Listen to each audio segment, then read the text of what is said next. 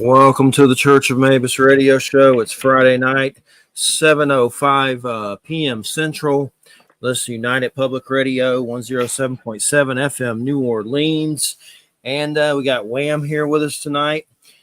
We got Mark Eddy, and we got Dennis Stone. And the subject is America's Stonehenge.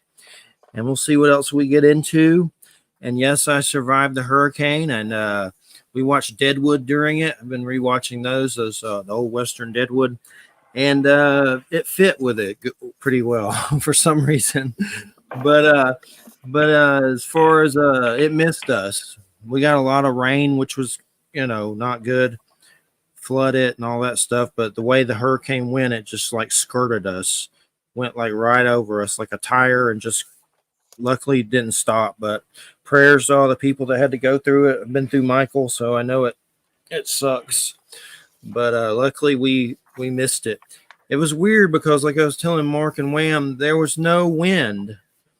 And that was weird because I was expecting to hear wind outside. And that's how it was with Michael. But for some reason during this, and I was watching the weather map, it went right over us. Not the center didn't, of course, but the bands. There was a lot of rain for sure, nonstop. But good to have you here, Mark. You were with Gary not too long ago, and good to have you back. Oh, I'm glad to be here. We've been working together for 12 years or so.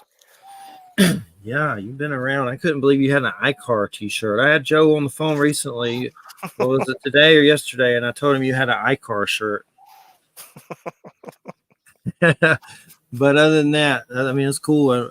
I just didn't know there was one, but he said there are. He said there's also some iCar thongs going around. I was like, okay, that's nice to know. Yeah, I don't have the thong. It was a T-shirt, and there might be that report that November and I worked on. I think it was an iCar study on alien contact or something like that. Yeah, definitely. We have some Church of Mabus shirts. They have like lizard people and aliens and Sasquatches on them floating around out there somewhere. But it's good to have you here, Dennis. Great show, and love to get into this type of knowledge. What got you started on this journey? What was the catalyst on this path in this direction of everything? Archaeological? Well, good evening, and thank you for having me on this evening. And I know Mark, I've been on with him a few times over the last dozen years also. It starts back about 70 years ago, and my dad actually is the one that got us involved with the site back in 1955. It was because of a radio show like what we're doing right now. And the station was out of Boston. It's one of the biggest stations still out of New England, actually. And the show was called Yankee Yarns with a host, native of Maine, actually. His name was Alton Hall Blackington. And on a Friday night at 7:30, the show aired. And it goes back to the 1940s, actually, this particular show. And the subject of the show is the site we call America's Stonehenge today. And my dad lived only about 7 miles away from this place and never heard of this before. So it kind of surprised him. If he lived at a great distance as possible, he wouldn't have heard about it because, of the distance. But, lived right down the street from there, basically. And so he got pretty interested in the site, kind of blown away by the subject of this ancient stone ruins located so close to his home. A couple of days later at a barber shop, just waiting to have his hair cut up in the town of Derry, New Hampshire, which is next to where this site is located in North Salem, New Hampshire. And at the barber shop, just waiting, he picked up a magazine, started thumbing through it, and all of a sudden he saw photographs and a whole article about the same site. So he could see it for the first time, these photographs, and it was one heck of a coincidence, that within a week he saw it twice. And he asked the barber, and his name is Warren Haywood, hey, can I borrow this? And he goes, well, how old is that magazine? He goes, well, it's 1952. It's been sitting, so it's sitting there for 3 years. And he says, you can just have the magazine. Following weekend at my uncle's house in that same town of Derry, playing cards with about 10 or 12 people. And my dad at some point pulled out the magazine, passed it around. People were looking at it. Nobody recognized the site either. They didn't know anything about it until it got to my aunt and uncle, my mom's sister, actually, and her husband. And when they saw that, they were quite surprised because they said basically, wow, we know this place. We were there in the 1930s. They used to ride their bicycles while they were dating down to this site on a hill, and they would go up there and picnic. So, of course, my dad's next question is, can you find the place? It was not open to the public at the time, and so my aunt and uncle go, I don't know if we can find it. It's been 2 decades, and we know there's no road signs to it. It's not open, but we can take a look. So that next day on Sunday, the four of them drove around North Salem, New Hampshire, and finally found an old road. Looked familiar to my aunt and uncle. They took a chance, kind of going up on private property, and they followed the road up to the top of the hill, and the site was there, fortunately. And my dad spent about the next hour, and he had to climb under a 6-foot-tall chain link fence that had barbed wire on the top of it. So he climbed under the fence, basically trespassing. And he had spent quite a bit of time, like say about an hour in there or so. And when he finally came out, everybody's like, well, what do you think? Because they didn't want to climb under it. It's kind of dangerous underneath the wire and everything. So he said, wow, it's simply amazing. And it was more than he thought it would be. And then he said something about maybe getting involved with the site, maybe doing some research, maybe open it to the public at some point as a museum attraction. And my mom said, you've got rocks in your head, basically. Because at that point, my dad's life and my mom's, I was 18 months old. My sister was on her way, and they were building a home themselves. They actually built the house themselves with the help of a couple of family members up in that town of Gary, New Hampshire. And my dad was an AT&T Bell Labs engineer. He had just started that career. He was in the Coast Guard before that up in Canada for the U.S. Coast Guard, up near where the Vikings landed back, over 1,000 years ago at Lonzo Meadow.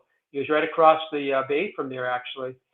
And he was going to college. So he had a lot on his plate. He had an awful lot on his plate at that time. So I think my mom just thought it would be kind of foolish for him to get involved with the site. And she kind of let him know about that. However, he wouldn't give it up. And over the next 3 years, he actually met the owner of the property. And they worked out a deal to open the place up to the public. And finally, in summer solstice of 1958, there was a soft opening of the museum. And then on July 12th, they actually had the official opening, and the governor showed up and everything. So we've been going for, almost, 66 years at this point, as far as the place being open to the public. So that's how I got involved with it. I was basically a baby at the time. So I had really probably not a lot of choice in the matter, it was my dad's decision. And we've been there. The next year will be our 70th anniversary of first visiting the site.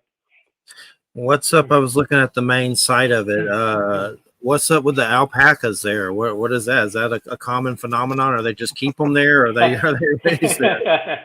Yeah, we started getting them in 2002, and my son was quite young. He actually started up his own little business there with the alpacas, and they're just a value-added attraction. But there is a story behind the alpacas. They're part of the North American camel family. And so if you go back 45 million years ago, camels originated in North America, not Asia, not Africa. They're all from here. And they say they're about the size of a bunny rabbit, the early, fossil remains, and eventually grew into the camel we know today. But somewhere along the line, around 2 or 3 million years ago, they actually branched off into the llama family up here. And then the llamas headed south through Panama into South America. And that's what this family of alpacas is part of. The camels headed west through Alaska, apparently, into what today is Russia, Asia, and into Africa. And so they lasted in North America up to about 8,000 years ago. About 12 years ago in Mesa, Arizona, a Walmart parking lot putting in trees for shade, they found the little camel and big camel, and the date came back around 8,000 years. So they were here for about 45 million years. Surprisingly, this summer we did a road trip, 3,700 miles, all the way up to St. Louis. We did kind of a big loop around looking at a lot of the ancient mounds, including the Grave Creek Mound next down the street from Mott, where he is.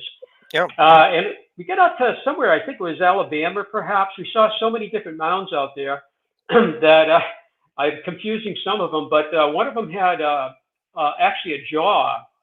And I looked at it closely. It was on display with the rest of the artifacts. So this is a jaw that came out next to one of the mounds.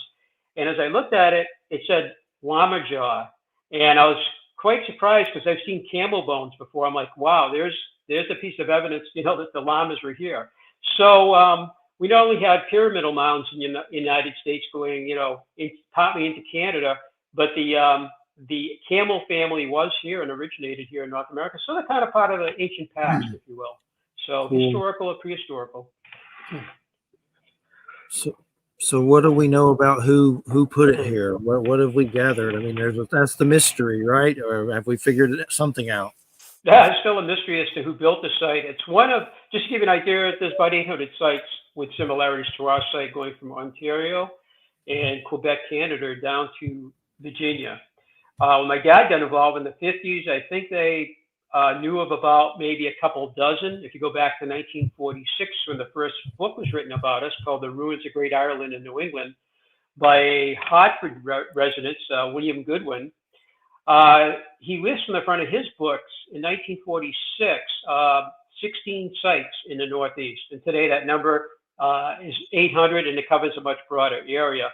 And we still don't really know who built the site. That's still part of the mystery, but we think it's a layering of cultures. One of our carbon datings, actually, it doesn't date the stone ruins, but it shows some human activity on top of the hill going back 7,400 years. That's a Middle Archaic time period. Because often people go, was there anybody in New Hampshire 4,000 years ago? That's the date we think the site was constructed. In New Hampshire, Native Americans now, the evidence from the New Hampshire Archaeological Society and other groups helping, on the western part of the state, going back 13,000 years, which kind of shocked me anyway, because the glacial period was just kind of, the Younger Dryas was still going on during that time period, you know. It's like, how did they survive in such harsh conditions? But they did. So we have human activity going back 13,000 years, and it appears on our hill almost 7,500 years, and the site we think dates to about 4,000 years. But we think it evolved, like Stonehenge was built in, you know, stage 1, 2, 3, ABC, you know, that kind of thing, over about 1,500 years. We think our site was actually built, the astronomical center for one thing was actually moved from one place, we think, to where a later place where it's in the main site, actually. And this was kind of determined back in the 1970s when we were doing a lot of work on, we're still working on the astronomical stuff today. But we don't think the site's a living place. We think it's a ceremonial site. And most of these sites we find throughout that I mentioned don't seem to be domicile sites due to the amount of artifacts found there, and just the design of the structures themselves. An awful lot of work went into the structures. A lot of heavy stones were quarried off the bedrock and used for the construction, but they yield very little space, if you will, for living accommodations. So like the megalithic sites in Western Europe, which we've been there many times, they tend to be mostly ceremonial, astronomical, and even burial. But Skara Brae, for instance, in the Orkneys, I've been up to Scotland, but I haven't visited that site. But that site there is a living site. It was a place where people actually lived. And they probably was some, you know, down the road is Maze Howe. That's where they buried their dead in more of a ceremonial place. And he built it out of stone because they didn't have wood on the Orkney Islands, apparently, and it goes back over 5,000 years. It was a well-preserved habitat site, kind of a time capsule of how the wooden villages may have appeared, but made out of wood, not stone. So our site, again, we think is ceremonial. So obviously someone built it, but throughout the ages, did they have like tribes used it for things and things like where the natives tie into it? Right. I mean, we have found evidence of Native Americans, again, on the hilltop. We have a glacial cliff shelter on the west side of the property overlooking a river called the Spigot River, which is down below it. And that river goes into the Merrimack River, one of the larger rivers in New England, which goes out to the Atlantic Ocean to the east of the site. Also in the parking lot area, back about 30 years ago, during a shovel test pit study in that area, what they call STP, they found a wigwam site, and that was about 30 feet in diameter. They found all the stains in the soil where the post once stood, found post moles, and they have obtained 3 different charcoal samples and from different areas of that where the wigwam sat. And they dated 2,000 years old, 1,600 years old, and 1,200 years old. So it's perhaps that area was ideal, and a wigwam will only last maybe a decade or so before they, you know, they have to be repaired and on all of that.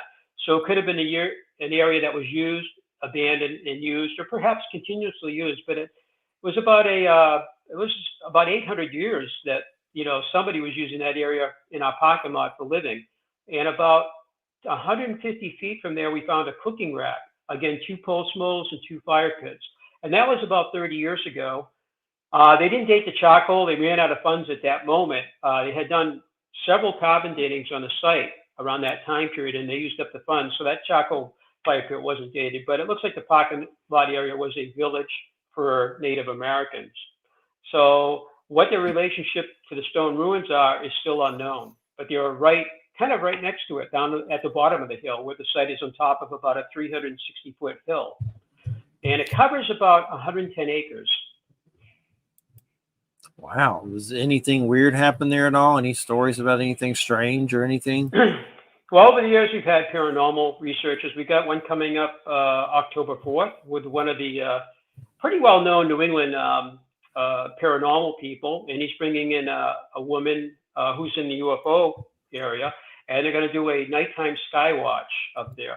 But Hans Holzer got involved with us back in 1970. I don't know if you're familiar with the Holzer, kind of the father of the paranormal, originally from Austria. And he was on TV quite a bit. I saw him in Good Morning America, one of those shows.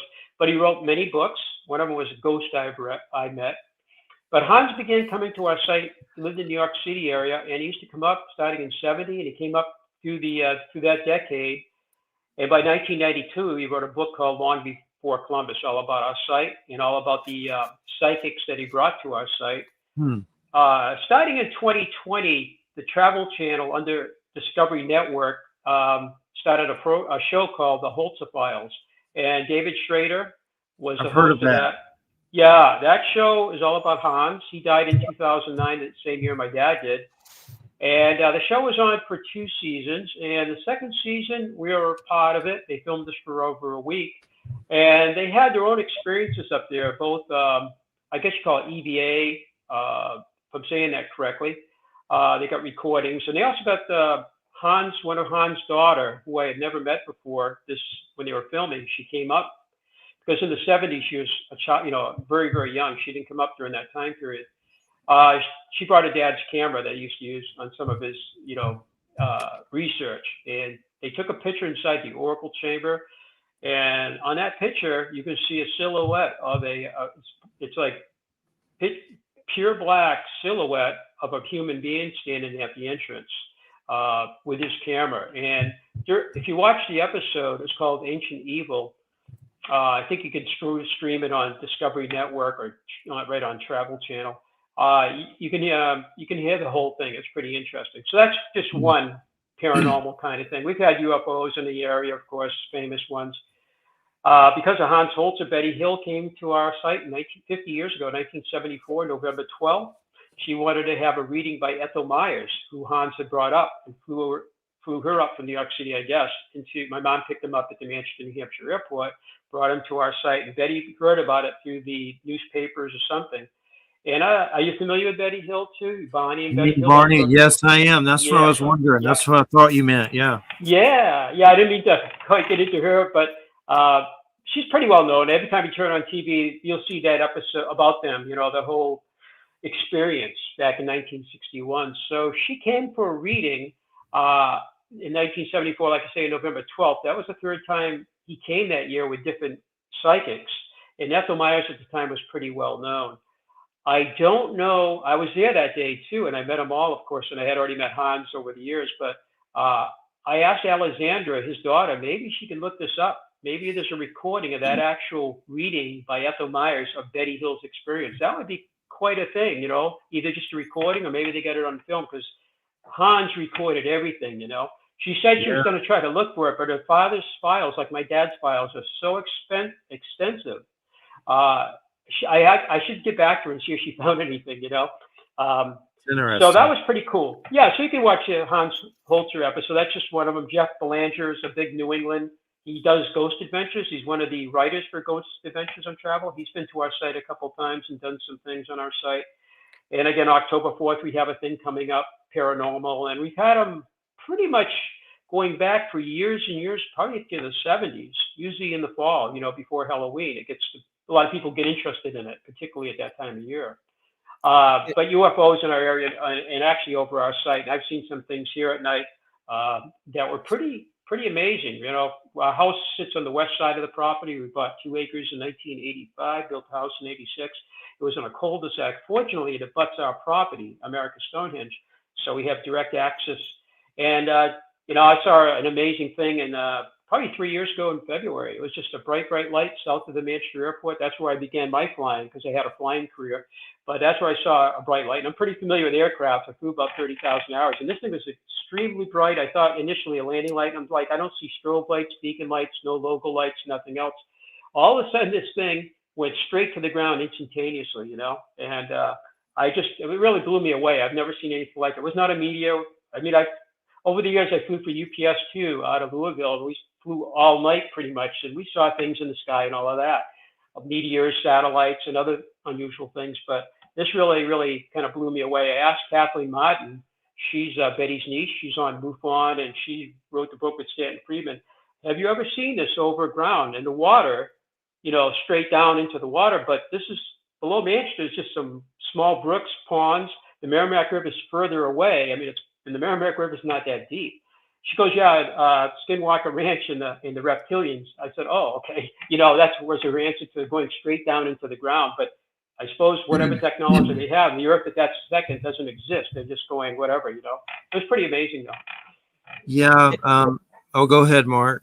Oh, I was going to to add to the list of people who have visited the hill. You know, Dennis, you believe that H.P. Lovecraft was there? You know, been what 20 years or so prior to your family getting involved. Right. Yeah. H.P. Lovecraft. That's in my dad's 2003 book that came out with Dave Goudsworth, and Dave really gets into that. I think very interested in that and everything about the H.P. Lovecraft, you know, and probably came here with a guy named Munn, both from Rhode Island, I guess, you know. And the question came up, you know, was he? I guess it was the fact that he made it to the site, but did have an influence on, I think, the Dunwich Horror, which is an Afro mass. But Dave Goudsworth kind of points out all the different things in there that he thinks influenced that particular story. You know, even the guy that helped leading up to the description of the hill, the river. You know, and Harry Appleton was a guy that actually took care of the site.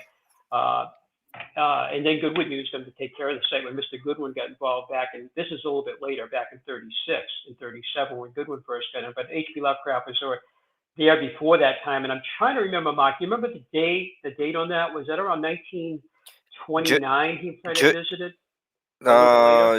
Dave wrote, H.P. Lovecraft visited Mystery Hill, you know, the old name for America's Stonehenge, in July of 1928, as chronicled in his most widely read work, The Dunwich Horror. Okay, the year before my dad was born, that's right, 28. And then before that, I think they're talking about and Andy Rothovius, one of our great researchers from the 60s, he just passed away not too many years ago, I think 10 or so years ago, but Andy was an amazing guy. And he was basically never went to school a day in his life. He had physical disability, but he had a photographic memory. He actually went to work for Lockheed Sanders Corporation as their librarian, I believe it was. His sister raised him, you know, and he could speak several languages. He was Finnish. But Andy did a lot of research on that, you know, whether Aleister Crowley could have visited the site too, going back about 10 years earlier, right around World War I. He was in New Hampshire, and he was actually in New Hampshire, and the lake was Newfound Lake, which is northwest of here, probably about an hour and a half northwest of here. And it had a name that he used that was an older name, used, I think, in the 1800s. I believe it might have been a Native American name. And today it's called Newfound Lake, one of the cleanest lakes in North America, I guess. But it's a beautiful lake. But whether he actually made it to our site or not is one of those, you know, kind of speculation. It looks like H.P. Lovecraft did make it to the site, though. Was there somebody else, Mark, you were thinking of too? I've been there. Well, yeah, that goes without saying. Yeah, you're famous. Well, you're still alive, but the other guy. Dave needs to update his book to include my visit. Right. Yeah. Well, when you're gone, maybe after you're gone, you can. But William Shatner did a show, but actually Hans Holzer did the 1976 episode with Linda Nimoy's In Search Of. He was actually the producer on that, and there's a lot of footage from that in the Holzer files too. I had forgotten the fact that Hans actually produced that show. I think he did a couple of them for Lenny Nimoy.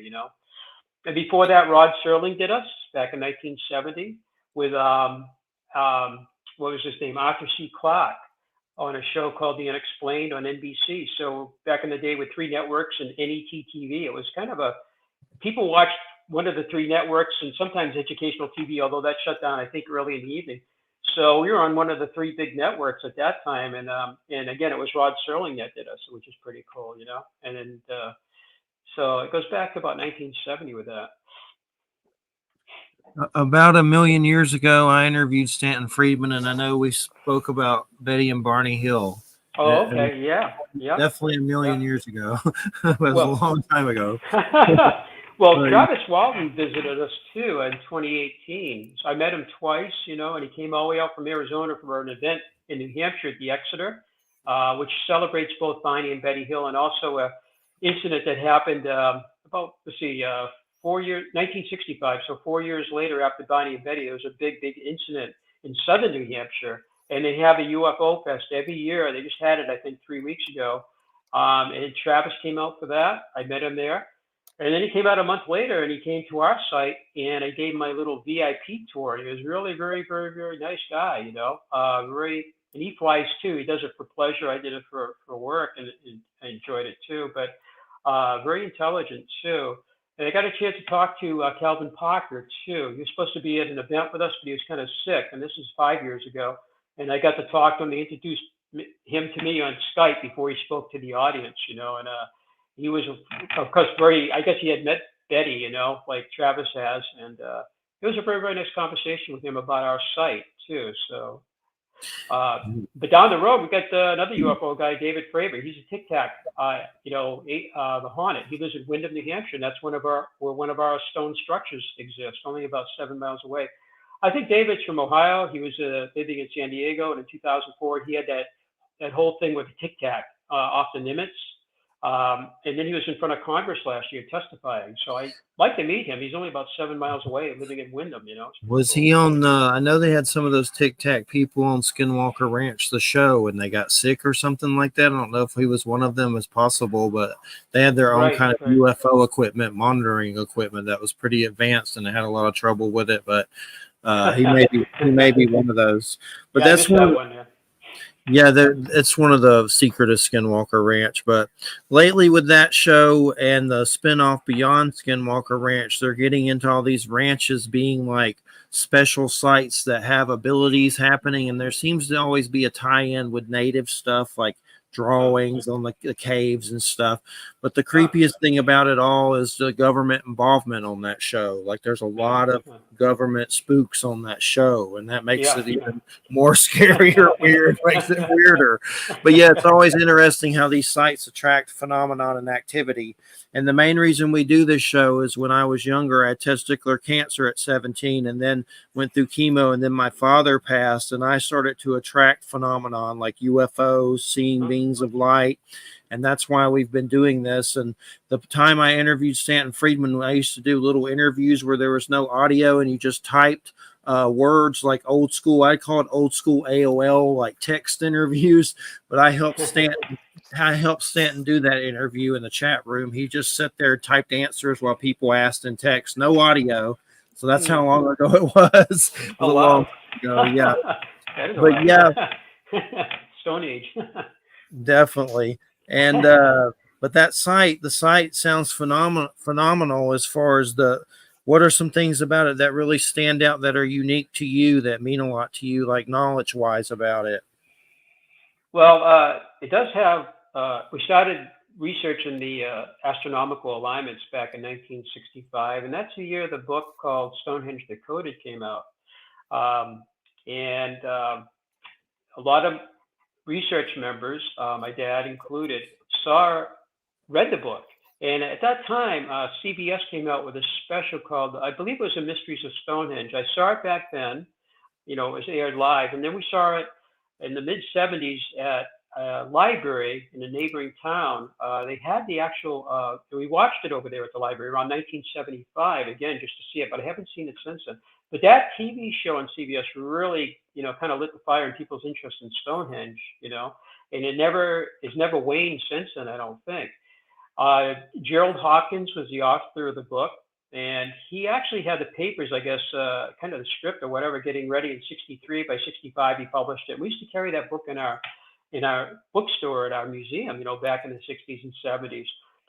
So our research began then, and today, all these years later, we have about 57 alignments with the sun, the moon, and stars at our site. So the astronomical alignments, I think, you could have a few coincidences, with alignments, but you have to have a back site and a foresight, something made out of something like wood or stone, to have an alignment. It's kind of like a gun sight. If you have one point, you've got nothing, So you have to have two things that align to have any kind of alignment.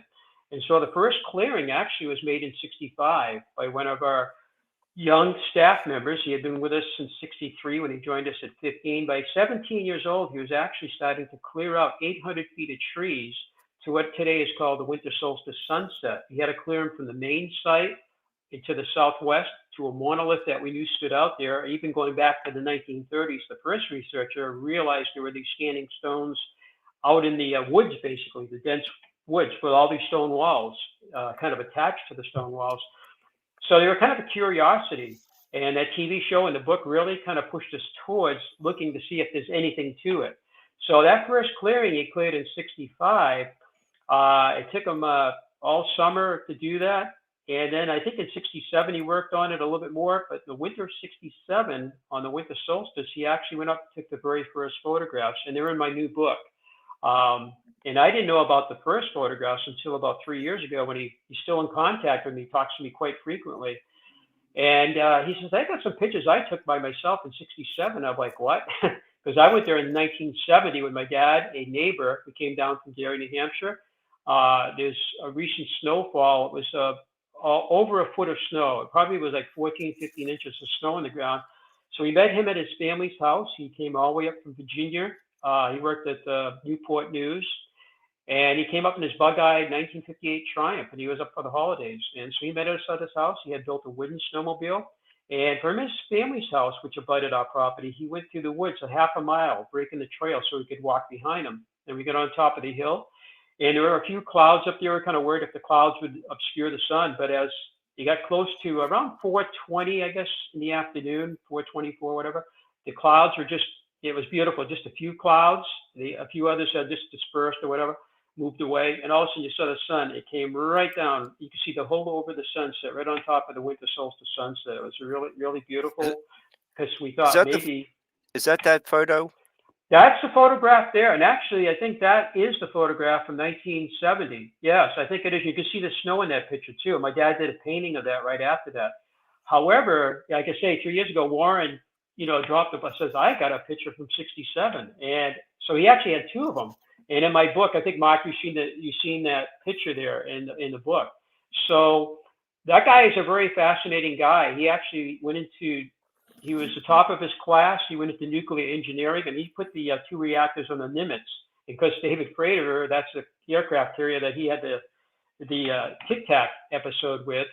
And I just met another friend I haven't seen. He used to work at our site in 1970. He was up last week, and he was based on the Nimitz back in the 70s.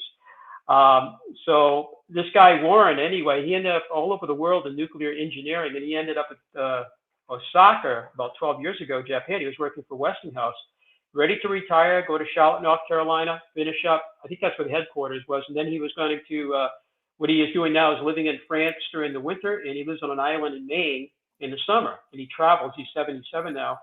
And all of a sudden, Fukushima went off. So he was one of the 5 on the Westinghouse team, and the last one on that team, actually, to work on Fukushima, that whole disaster. So he kind of Nimitz on one side and that. He's very, very interesting, very smart guy. But he's the guy that opened up our first alignment and took the first photographs. And I talk to him about every week now. And he comes down and visits. His kids live not too far from here. He'll be heading to France, where he lives in the Alps. Really beautiful. Well, you can see the Alps from his home. It's beautiful. So, yeah, he's one of our early staff members, and the first guy to open up the alignment, and the first guy to take the first photographs of the astronomical. By 1973, it had progressed, and we had other alignments, and we decided to hire a professional survey team, and it was called Beverly Pearson and Associates, and he was the president, I believe, the New England Surveyors Association. I just read that again recently. I knew it in the 70s. His son, Charlie Pearson's the one that actually came up, and he was a surveyor and engineer. He came up and started surveying the alignments back in 73 through 77. And there's still brass pins in the astronomical alignments today they put in with epoxy 50 years ago. It took 5 years because we were kind of limited on money. So we kind of paid them as you could go over the next 5 years. That data was collected, sent to the Harvard-Smithsonian Center for Astrophysics, which is in Cambridge, Massachusetts. And during that winter of 77, 78, they analyzed it. And when we get the results back, they said, if these were used for astronomical alignments for that purpose, they would work about 1800 BC, plus or minus, I think it was 250 years.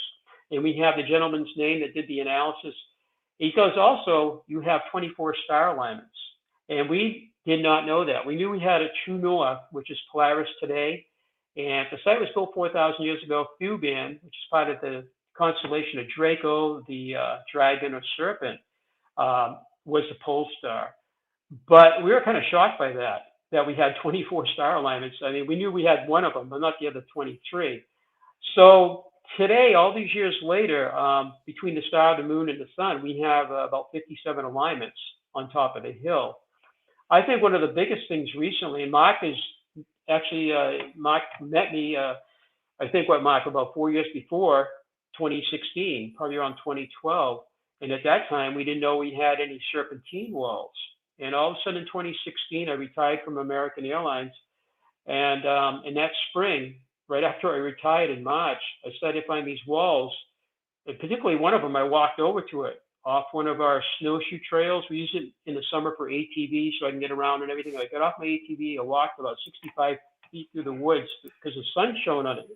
It really stood out and it looked different to me. I've been by that. That was a trail to my dad's house, actually. He lived on the north side of the property. When I got off, looked at it, I said, oh my gosh, it's on a ridge of bedrock.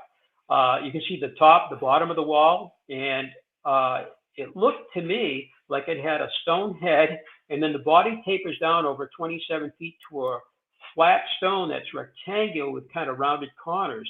I said, I think I got a tail, I think I have a body, and I think I got a head, and it looks like a snake. But I had no frame of reference. I was kind of blown away by that. After that, we started finding a few more.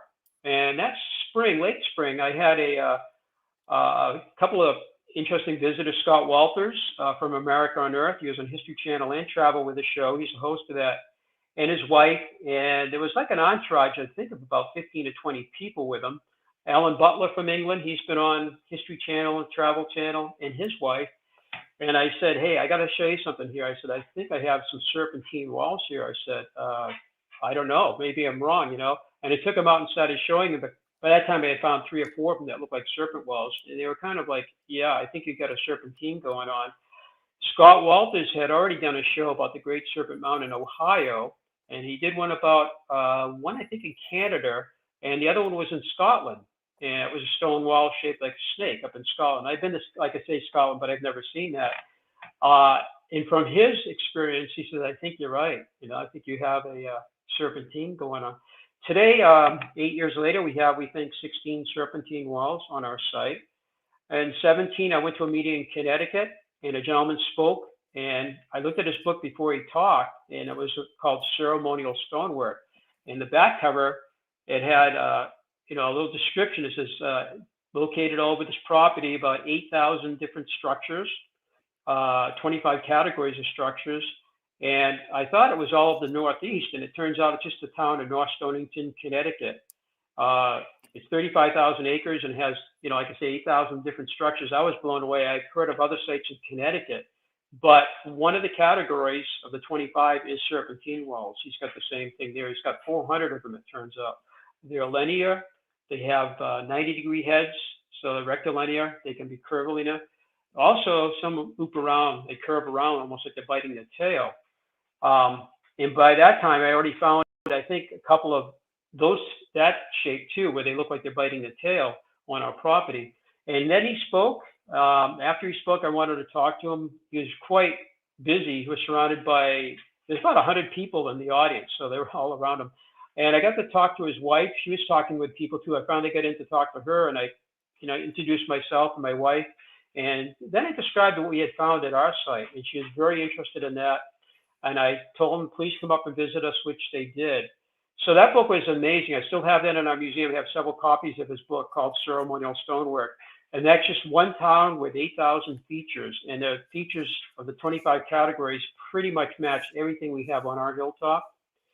After he spoke, a lady from Denver spoke on Skype with her two male colleagues, and she basically did what his presentation was, the same kind of features, including walls shaped like the letter D. We have one of them at our site. Standing stones, cairns with little chambers, and then she gets into her serpentine walls, and these are east of Denver, below Nebraska, in the flatlands, and she gives the counties out where they're located. But since then, we found out they go to Weed, California, so they go from here to the West Coast. They're up in Winnipeg, Canada. I met the couple last year, and they're working with Parks Canada on their serpentine walls, and they have some shaped like turtles too. So Parks Canada is actually working on them up there. But they're in Alabama. They're up and down the Hudson River. There's about 500 different structures, and these have been known about for decades. But the serpentine thing, the walls, they're starting to look at the walls again. They thought maybe they were agricultural walls built by farmers. Turns out that some of them run 20 feet, and they have a head, body, and tail, so they're not farmers. Well, some run the curve. They come around, loop around and everything. So I think the serpentine walls at our site probably one of the most exciting things in the last 8 years. And when we found those, we started finding these windows in some of the serpent walls. These windows could be 1.5 feet wide, they may be 0.5 foot to 1 foot tall. And the window thing is the same spring. I found a couple. I'm like, what are these things, And today we have about 28 windows, and they're in North Stonington, Connecticut too. That's another category. They're in the Berkshires. In fact, a guy named Jim Vieira, he had his own TV show on history about the Lost Giants in Roanoke with his brother Bill. They were on history for a while. Right near where he lives, there's serpentine walls, and some of them I've seen photographs have windows in them too. Not all serpentine walls have windows, and not all windows are in the walls of serpents, we don't think. So between the windows and the serpentine walls in the last 8 years, that was some of the biggest things we found there. Dennis, has carbon-14 dating or any other cultural context help to make a connection between the serpentine walls and the stone chambers, or are they made by totally different cultures? Yeah, that's a great question, Mark. That's the thing. We think the site may have been used over many, many years, probably generationally, perhaps, almost like a layering of cultures. So the question is whether the main site was built around the same time as the walls.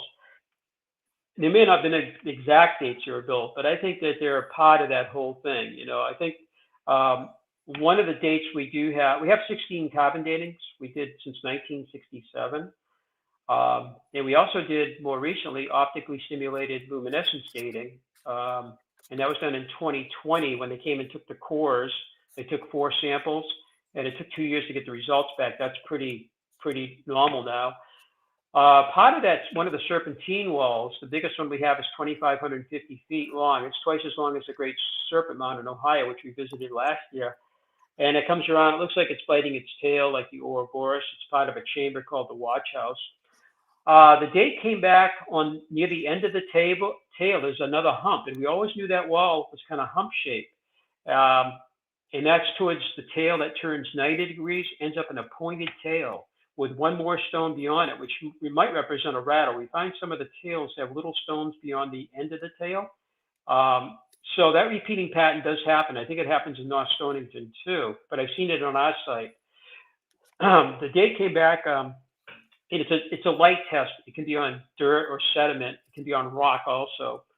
And we had 2 dirts samples tested and 2 rock samples. The 2 rock samples didn't test at our site. In a couple of other sites, there were some problems with the rock samples. And the guy that led the whole thing was Dr. Feathers of the University of Washington. He's been doing this since the late 80s, actually, and getting ready to retire.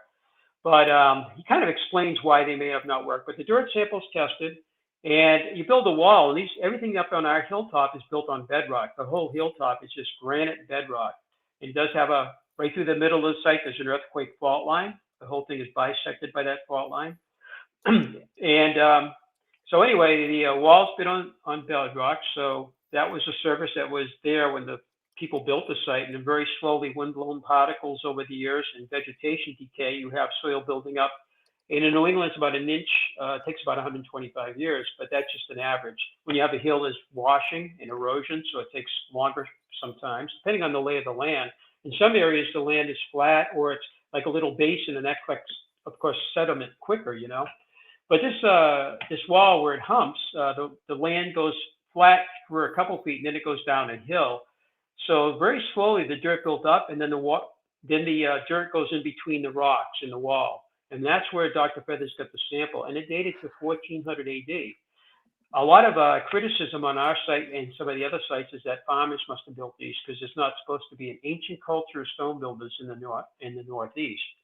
And they still maintain that to some degree. It's not these guys, if they were building this thousands of years ago, we would know about it. And anything in New England pre-colonial is usually pots and pottery, not stone chambers, standing stones, serpentine walls, or windows or any of these things. They don't really exist in mainstream, which is a shame. These things are here, and now we're using scientific dating methods to date these. But all Dr. Feather says, basically, the wall was there, the dirt builds up, and the last time it saw the light of day next to the wall, towards the bottom, was 1400. That's before Columbus came over. So this is prehistoric. The top of the oracle chamber, the biggest chamber on the site, the date came back on that. There's 2 feet of dirt on top of the stone slab roof, and it varies from 17 up to 24 inches. And that was a great candidate. They need a certain depth of soil to do this test. And that came back 1550 AD. That's still pre-colonial in our area. So it wasn't some family building it 200, 300, or 400 years ago. This thing was already sitting there. And Dr. Feather says, of course, the chamber is older than that date. It's a minimum date. So, were the walls built at the same time as the site? I think possibly they were, but the biggest serpent wall seems to have been modified. We think it was a smaller serpent at one time, possibly. And it looks like it was modified. And today it loops around the entire site, comes back in front of the watch house, and right in front of the boulder, which looks like the head of a serpent. It's a glacial erratic, and it might represent the Ouroboros. I don't know if you're familiar with the Ouroboros. You might want to explain it. Yeah, the Ouroboros is an ancient symbol. It's Egyptian, Greek, and other cultures in the old world, but also I've seen Native American artwork, pottery, cliff paintings, pictographs, and they have a lot of serpentine, artwork on it. Some of them bite the tail, and it could vary what the symbolism means, but it can, in some cultures, mean infinity, the circle of life. Wholesomeness is another one. And also, serpents can represent kind of like protection or even healing. On the medical staffs, we have sometimes one serpent, sometimes 2. The serpents in the Bible, Adam and Eve, it's St. Patty driving out that serpent worship out of Ireland. I've been to Ireland. They said there's never any snakes there, no fossil record, but they're driving out that symbolism of serpent. So the Ouroboros is kind of an ancient symbol, and it can either be biting right on the tip of its tail, and I've seen photographs of snakes actually doing that in real life, or it can be biting on the side, and that's more rare on the side. So we have what we think today is about 3 Ouroboroses at our site. And so that's a symbolism of that. But the watch house is just a simply amazing structure. Boulder is actually aligned with a lunar event coming up in 2035, part of the 18-and-a-half-year lunar cycle. It's called the Lunar Minor Standstill Moonrise. It's also a cross-quarter day. We have the quarter days, which are summer, winter, spring, and fall, but in between each of these, we have the cross-quarter days. And the next one coming up is November 1st. and it's called Samhain by the Celts. But excuse my dog barking. In Mesa Verde, there's similar kind of yeah. Sorry about my dog. I apologize. Sky. It's okay. It's okay. I have like 10 here, so Okay, I'm gonna blame. it. Oh, it's your dog, not my dog. That's good. No, it's yours. I think it's yours. Okay. Well, anyway, we went to Mesa Verde a few times. In 1990, when I got there, they have both the summer solstice and winter solstice, and they also have the cross-border days here too. So Native Americans were celebrating that too. But inside that chamber, back in 1958, 59, they were excavating it, and they found bones in there. They found 3 bones. 2 of them, well, one of them actually looks like a little bird bone or something. It has a drill hole, so it was probably a pendant. And right next to it, they found a stone pendant that's shaped like our summer solstice sunrise stone. It had a drill hole in it too. So these might have been like offerings left inside that chamber. In 1968, the other 2, 10 years after they found them, 2 of the bones were brought to the Smithsonian by a school teacher. And at the Smithsonian, a physical anthropologist, Dr. Lucille, I believe her name is, St. Hoyen, she looked at those 2 bones plus 3 others that were brought. But those 2 bones from the watch house, she looked at them and she thought they were bison or buffalo. So she showed them to her male colleague who was more into the animals. So he looked at it and he agreed. He said, I think these are bison. She goes, yeah, but they're from New Hampshire. You know, she was kind of surprised. And he goes, well, if you go back in time, there's a woodland bison that existed up in the Northeast too. So we haven't had them carbon dated, but that might be something we should do sometime. And she looked at 3 other bones that came from the main site found back in 1937 or 38 by Mr. Goodwin, right on the what we call the plaza area in the main site. And it's it's all bedrock. And back before he did some cleaning and restoration, we have photographs going back to 1920 and 1900. You can see the bedrock, but there's some soil, there's some debris and vegetation, weeds and brush and stuff like that. And that's where the bones are found. We're just, basically almost on the bedrock. So she looked at those and said, I think they're human. All 3 bones are human. She talked about the density, she talked about the color and some other little things. She goes, but my best guess is they're human, and that's before DNA. So she sent all those bones back to us in 68. They made the newspapers and everything. But we had them DNA'd last year up at Thunder Bay, Canada. And a friend of mine from the West Coast actually did some of the Paracas skulls and used that same laboratory up there. And we sent 2 of the bones, kept one in safekeeping. We had to send the other 2 through customs separately, a very kind of expensive thing. And we want to make sure we didn't lose them. They both made it to the laboratory. They were both processed, and they were found that they were related to, they did 39,500 different samples. They found out the bones were Greek, actually, so the Greek ancestry, because we don't know anybody of Greek ancestry going back in history, that we know the history of the site going back to around 1667, when 2 Native Americans sold the property to the Haverhill, Massachusetts proprietors, and with the blessing of a famous Native American chief called Passaconaway, who may have lived to be 102, 120, they still don't know, and a very, very tall Native American, kind of a peaceful. He liked peace, which is wonderful, and he's very, very well known. So we have a history going back way back, and but obviously somebody of Greek ancestry. And why were they left on this rock to just decompose? And the bones are actually turned out they're from the same person or a very close relative, and they're from different parts of the body, which might exclude a dog going to some distant graveyard a couple miles away, bringing the bone back and chewing it up there. So they're from they're different parts of the body. And we had them carbon dated at the University of Arizona in Tucson after that. And 4 months after we sent them, we got the results back. In this case, we sent only one of the bones down there because it's over $700 to test them. So we're, watching our budget. And the date came back between 1690 AD, so not ancient, and up to about around 1900 with the medium date about 1850. And during that, around 1850 and before that and after that, the Patty family, we know a lot about, were living there in a wooden house. So, who was left out? So it left more questions than we have answers for now. We have another mystery on Mystery Hill. That was the name of the business, as Mark said. and it's officially the name of the hill. I think in 1968, the USGS decided to call it Mystery Hill. It never had an official name until then, and that's the name my dad first, used for the business name, basically.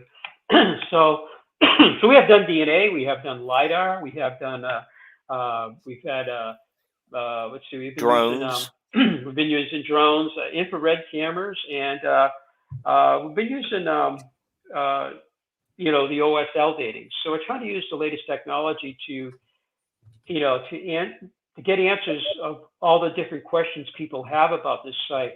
Everybody has an opinion, but if you can kind of back it up with some data, facts, that we have, it's much better than saying, well, I think it's this, I think it's that, and I think science will help with that. Yeah, Dennis, so since there were samples of human bones found on the site, can we conclude anything about a function of America's Stonehenge was some kind of burial place, or do we just not have enough evidence to make that assertion? Well, somebody was left there, obviously, but in ancient times, we don't have enough information.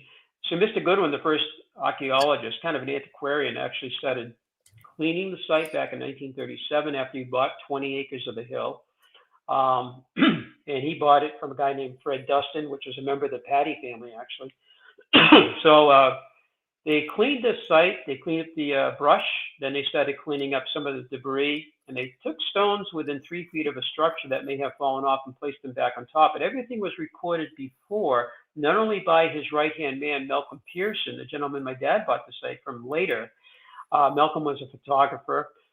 So in 36, when they first visited with Goodwin, Malcolm took pictures right away. But the year before that, the Boston Globe and the Havel Gazette newspapers did articles with a guy named Reverend Ward, and there's a site there before Goodwin came. Because one of the arguments you'll hear sounds like politics, people picking and choosing what they want to say, and taking things out of context. But we have photographs, again, going back to 1920. We have 4 photographs by the same photographer. About 20 years ago, people from Florida the family was from up here originally, brought us these photographs. They're in David Goudsworth's book. I think there's one of them. In my book, I put a couple of those 4. And then in 1900, there was photographs of the main site too.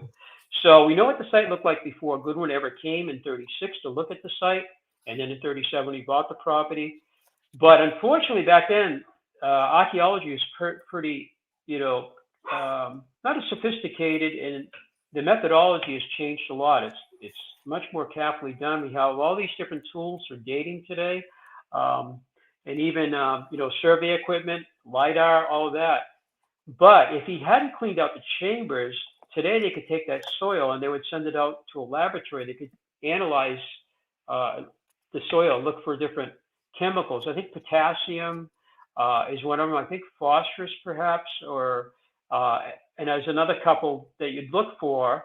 I think calcium is another one, to see if maybe there were human bodies left there and they decompose, back to Earth, because there are chambers there that resemble old world tombs, and one of them is called the V hut. I don't know if you have a picture of that, Mark, but the V hut, shaped like a V, and has stone roof, like all these chambers have these big stone roof. It faces southwest, and I was already aware from a Time Life book back in 1976 that megalithic sites, are located all over Western Europe. It's not just Stonehenge, but in Ireland has about 2,000 megalithic sites, and there's a photograph of it there. Yeah, a little. You can see you can see this a little hard to see with the glare, but you can see it there. And in Ireland, the structures that resemble that are called wedge tombs, although some of them have like a little flat wall too. My dad and I went over there in '83. We spent about 10 days in Ireland looking at many of these sites, not all of them, of course. And I apologize again. I don't know what's wrong with my dog. I think she's getting haunted up here or something. So anyway. She wants to be a guest on Mabus. I think we ought to bring her over here and put her right up here. Yeah, I guess. But she's usually better than that. I don't know. Maybe it is a ghost. So anyway, the wedge tombs of Ireland were used for tombs. And I found out also, I've been to Spain, but in Spain and Portugal, I haven't been to Portugal. They have some of the the most amazing megalithic sites in Spain and Portugal. But they have those same kind of structures there too. And when you look at the ones either in Ireland or Spain, it looks at the same thing. The ones in Spain, I don't know the orientation. I wish they had put the orientation out of true north of them.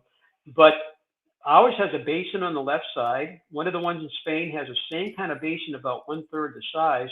And the roof slab on ours has a notch on the right side, just a little crescent. A lot of the big slabs in our site, for some reason, have these cutouts, like on the part of the slab. We don't know if that was used in the moving of the stones, coring of the stones. We just don't know. But the one in Spain has the same thing, but it was a much, much larger notch.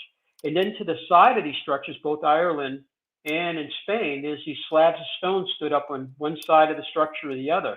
And ours has that too. I don't know if they showed up in that photograph. We think that over here, these were used to seal up the tomb after you put the body in there.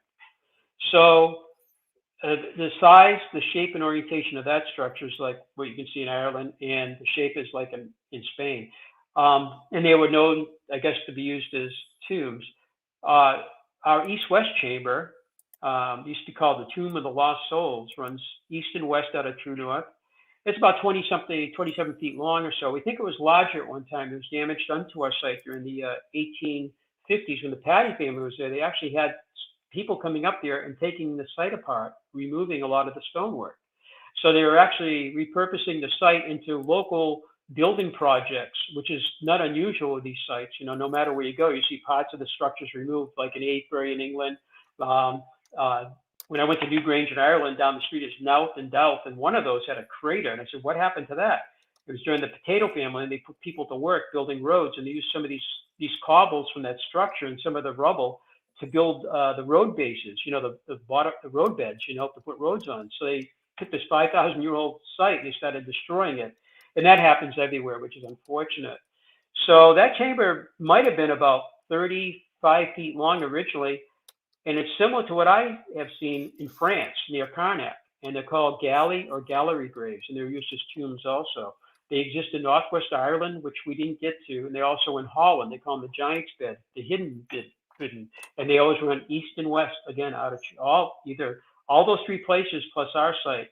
The size, the shape, and the orientation are the same. And it could be just one big coincidence. I don't think it is. But our site is kind of like a Reader's Digest. Everything you can find all over the Northeast, including North Stonington, is compressed on about 110 acres at our site. And the more we look at it, it's like this structure, you know, this structure and this structure could be found in the Hudson Valley, but they're separated, you know, by a couple miles, kind of a low density, if you will. You get in your car, you drive, you see a couple structures, drive down the road and see more. And even North Stonington is scattered over 35,000 acres.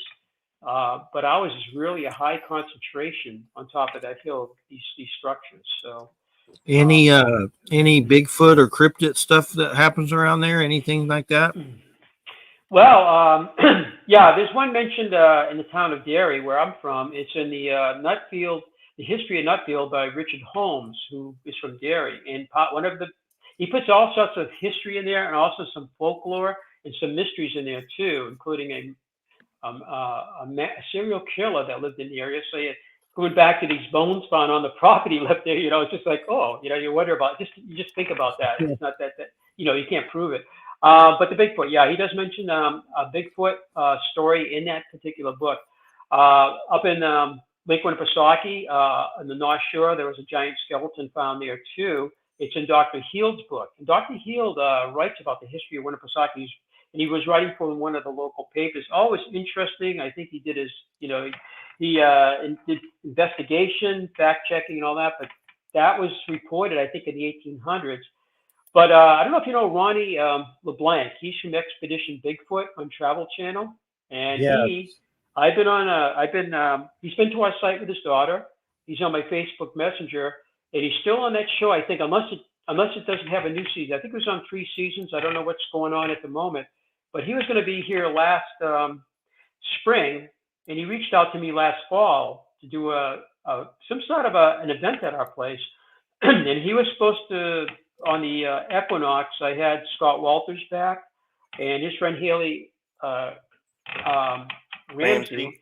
Yep, and she's doing a couple of tours right now. Next week in France, he just did one in up in Scotland. She's got a flat up there, and she did one in Spain and Portugal too. And they kind of worked together. And they did one from Nova Scotia to Washington D.C. It's like a 10-day tour, airfare, beautiful places to stay. And our site was the middle thing they did with Scott. That was a year and a half ago. But this spring, she got the whole thing set up for just a big day event at our place. It was like a 12-hour event, and Scott Walters was part of that. I did my presentation, and then Scott did his, and she did hers. And unfortunately, we're supposed to do an evening sky watch, and we're going to let Ronnie LeBlanc do the evening thing. But that morning, unfortunately, something happened. At about 3:30 in the morning, he reached out to Haley because I had them working together on this whole thing, and he had some sort of family thing going, emergency or something, so he wasn't able to attend out. I was going to try to find out more about the Bigfoot in our area, so we were on to that, and then something happened. So we just kind of covered, his part of it and everything. So, but Ronnie, he wants to come back and do some more stuff with us. He's from Leominster, Mass. I did a UFO convention out there 5 years ago. He's really a nice guy. And so I talk to him every now and then too, but I think he might be still with that Expedition Bigfoot. I'm not sure what the status is at the moment though. Oh, by the way, my dad got from Charles Hapgood, a famous professor from Keene State College who wrote Earth, Shifting Crust, I think, back in the 50s. And Einstein actually did the foreword in the book. One of the only forewords Einstein ever did was his book. And his name comes up on history, travel, discovery. You know about him, Mark, Charles Hapgood, and he got involved with our site around 1960. And he wrote an article of how he thought the Phoenicians were involved and all of that. That's before the inscriptions were actually found at our site. But my dad, at my dad's house one day, I saw this thing on the wall. I said, "What the heck is that thing?" He goes, "Well, that's Bigfoot. It was a cast, I'm like, "Well, where the heck did you get that from?" He goes, "Well, Charlie Hapgood gave me that before he died back, I think around 82. He gave me part of his collection, I said, "I'll be done." I said, "Well, where did he get that from?" He goes, "Well, he got that from Sir Edmund Hillary, the first person to climb Mount Everest, And I says, "Really?" He goes, "Yeah. They went with Marlon Perkins from Mutual of Omaha, American Animal Kingdom, I think it was called. It was a big TV show. Mutual of Omaha's Wild Kingdom. That's it, yeah. And I think there's something like still going on with that show. I think all these years later, but back in the early 61 or so, they supposedly the two of them traveled over to the Himalayas, and they got this cast. I did a little more research, and I found out actually back in 50, I think it was around 51, before Sir Edmund Hillary climbed Mount Everest, he was over there with Eric Shipton, the great mountaineer from England, and they went over together to look for the Bigfoot, I guess. They took photographs, and my understanding from reading that, they took the photographs back to London, and they recreated the cast, not from they used the pictures to recreate these casts, and that's where that comes from, about 10 years earlier. So I have that in our collection. It's kind of one of our little family heirlooms, I guess, and that came from Edmund Hillary, I guess, so, but back around 51, Any Viking stuff come up in that area? There's some controversy with that. Yeah, right. Goodwin thought the site was a Viking settlement when he first kind of heard about it. He lived in Hartford and came up and saw the site and buying it, and he went into it thinking the Vikings, they came into Portsmouth, New Hampshire, into a harbor there today. This big harbor today, but came into there, and this may be a Viking settlement. But as they began uncovering it, and he's doing more research, he realized the Vikings made sod houses. They didn't build these, type of stone structures, So his theory eventually changed to the Irish Colby monks, and the monks from Ireland and elsewhere trying to escape the Viking persecution, and they made their way ahead of the Vikings, up to the Faroe Islands and into Iceland, and then into Greenland, and then maybe down to the New World. And so that's what he believed. And he died in 1950, basically still believing that. And he wrote 4 books. He did write a book called The Truth About Leif Erikson. And then he wrote another book about the lure of gold. He used to spend his winters in Jamaica and did a lot of research on Columbus, where he landed on his 4 voyages. And also actually trying to find remains where he actually was down there, I guess. But And then he wrote another book. I forget the name of it, but the Ruins of Great Ireland and New England is the one that really pertains to our site and the other 15 sites. So the Viking thing's really interesting. We did go to Lonzo Meadow last year up in Newfoundland. We took an RV, and then it's absolutely beautiful up there. You go from Nova Scotia, it's Sydney. You get on a great big ferry, and it takes about 7 hours to cross. You get to Port of Basque, I think it's called, on the southwest part of Newfoundland. And it's like, wow, this is Newfoundland. This is so cool, you know. And you get there, and it's 400 miles from there. You have to drive to get up to Lonzo Meadow. So in our RV, we camped along the way. And as you get towards the top of Newfoundland, you can look over and see Labrador. And that's where my dad was based back in the early 1950s. And he had a lot of nice things to say about Labrador, except the winters. He said the snow was over the telephone poles back in those days. But he always had good memories of that place. So we finally get to see where he was, you know, during his days in the U.S. Coast Guard. He was working at a Loran station, long range navigation, actually. And then when he came back home, he ended up at AT&T Bell Labs because of his, you know, engineering and electronics skills he learned in the Coast Guard, I guess. And then he went to college too.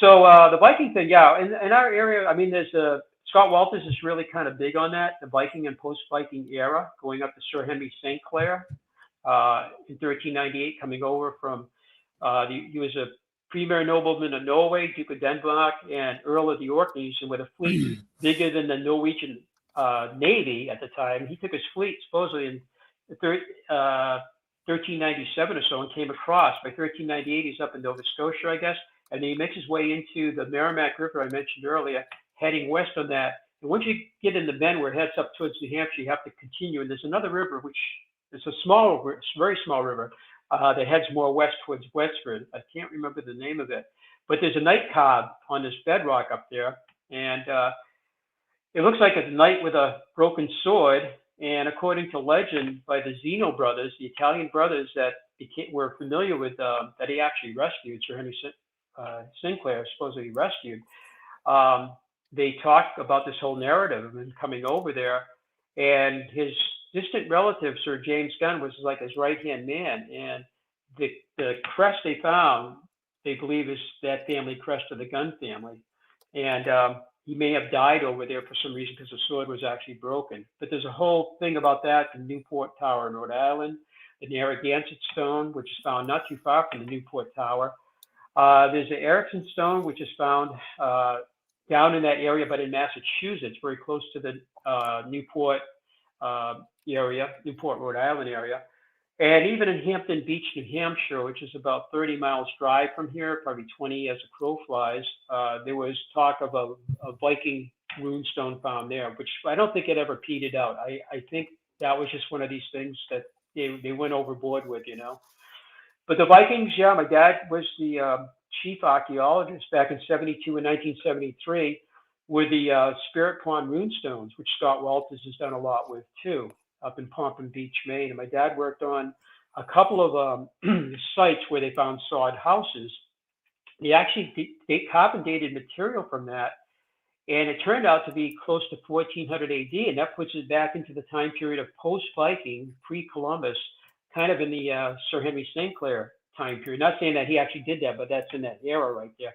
They weren't that excited about the 1400-year-old date, but today that's because they say the Greenlanders were coming over for 400 years until about the 14th century. The little ice age has already taken place in the 1300s, going into the 1400s.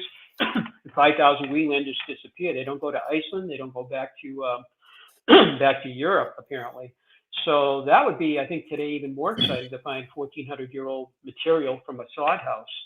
So it's one of those things they haven't proven 100%, but it's still interesting. And and my dad was there for 73 and 72 working on that, in the state of Maine put him in charge of that whole project.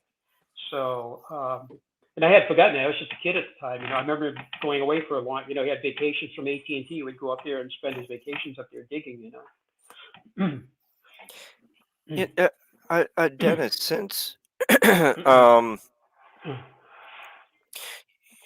you know, you were covering the early, photo from about 50 years ago, you know, work that could be done, with the technology at that time. You know, there are, longer pole saws and other equipment. Get bucket trucks to areas of, remote areas of the property. So you had a recent forestry project done. What advantage have you seen from, just a few years ago versus, going back to over 50 years ago? Hmm. So 50 years ago, and going back even to the 50s, the main site is where you toured. You went up from the visitor center up to the main site and then back to the building. It's about a half a mile loop. Today we opened up much more of the property. I think back then we opened up probably about 10 acres. Today it's about 15 or 16 acres, with the other 90 acres open during the winter months for snowshoeing. And that's where a lot of the other serpent walls, windows, and other features are out there, including big quarried slabs that have been propped up by these builders, and then they start to work the edge of them with hammerstones. These things would have been seen back back then because the forest was so thick. A lot of it just disappears into the brush. I mean, we're aware of the walls outside the main site. They were aware of some of the standing stones because they're kind of prominent, even with the brush and trees around. But they didn't see the some of the other features that we can see today. So walking in the woods back then was pretty dense. You can lose a lot. In fact, these other sites, like the ones on the Hudson Valley, Dutchess, Westchester, and Putnam County, where there's about 500, they didn't even know they had serpent walls there either, even though you've been looking at these sites. We visited those back in '64, some of the sites back then. We have a painting from that, one of the boulders, the North Salem, New York, perched rock, or dolmen, they call it. We just visited it again this year on our way out west. We stopped. I said, I got to see that. It's been 60 years. But they're starting to look at some of these walls now. They're going out and they're actually trying to clear the brush a little bit, or at least push it aside. You can see there's a serpent wall there, the undulation to it. But even Goodwin and before my dad and Malcolm Pearson, they realized the walls that they did see, they turn, they twist and bend. Most farmers' walls are fairly linear, fairly straight with some exceptions. The wall building in New England begins around the 1750s. And so we kind of accepted that all the walls, on all these sites are probably historical walls, but as we're taking a look again, farmers were not building serpentine walls where they had body and tail kind of thing, and some of the walls taper right down to a pointed tail. They're S-shaped ones or Morris type. Some of the walls actually they'll have a stacked head, not a boulder as a head, but a stacked head. The stones are actually stacked up, and then it drops off where the neck is down to the body, and then it goes. And sometimes in the middle of the body, the wall gets wider, then it comes back to the body diameter again, if you will, and it goes to a tail. What we think that could represent is the serpent is either ate its prey or it's pregnant. Some of ours actually have a boulder in the middle of the it's a glacial boulder right in the middle of the body. And again, I think that might be, and you see that repeating pattern. One would be hard to argue that it's just something coincidental, perhaps, especially by the skeptics. And I would have to say, yeah, maybe it's just a coincidence. When you start to find that over and over and over again, a pattern, you have to say, okay, I think this is intentional, especially with some of the ones that actually made the wall go wider and then narrow again. So some of the ones in Connecticut, I've been told by a good friend, Doug Schwartz, he's a big investigator. He lives near Stonington. He goes, some of them look like they have scaling. How snakes shed their skin? They have some rocks on top of the body that look like they're supposed to represent skin shedding in Connecticut. I haven't really seen that at our site. I'll have to look a little closer, Sometimes you see faces in clouds. Oh, go ahead. Sure. Can I raise my hand? Yeah. I don't know if you're aware of some of the new sites that have been being located in Ulster County and in parts of Columbia County and Dutchess County and Greene County, actually. But there is an investigator here in the Mid-Hudson. I've actually been to some of these sites myself. Oh, wow.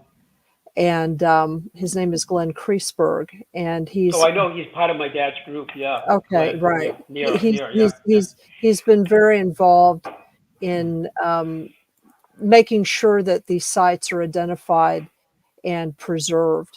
But the reason that I say this is one of the sites is a place called Lewis Hollow, and it's up on Overlook Mountain, which is the mountain that is right behind Woodstock. That is sort of like it's sort of like overlooking Woodstock.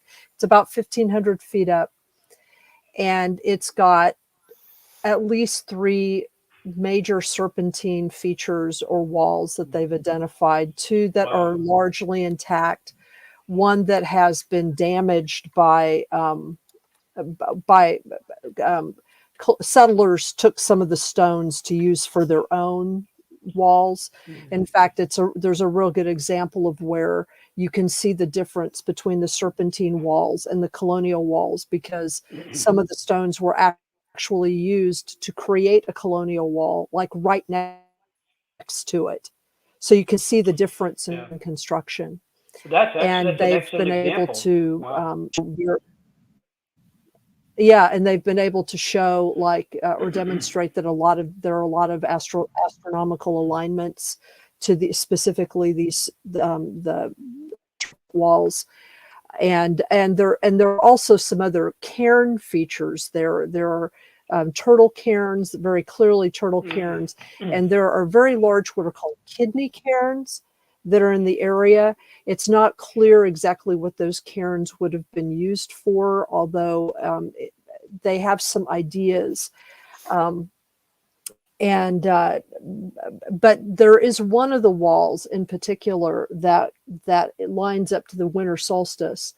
And what's really interesting, apparently, they haven't been able to get this on film, but apparently what's interesting is as the winter solstice, as the winter solstice sun rises and it hits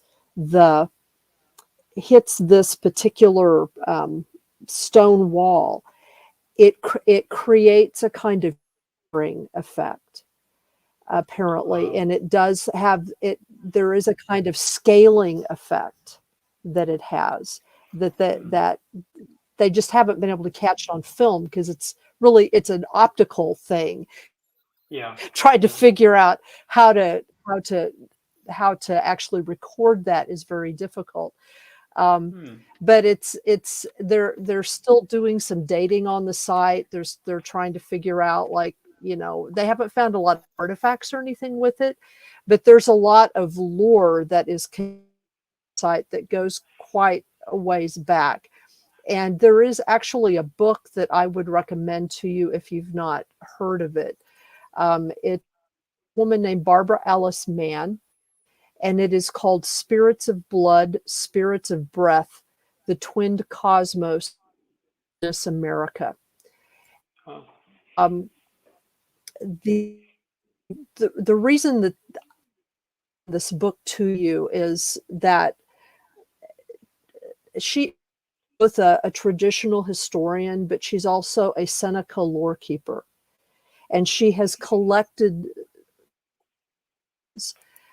from, I don't even know how many indigenous groups here in North America.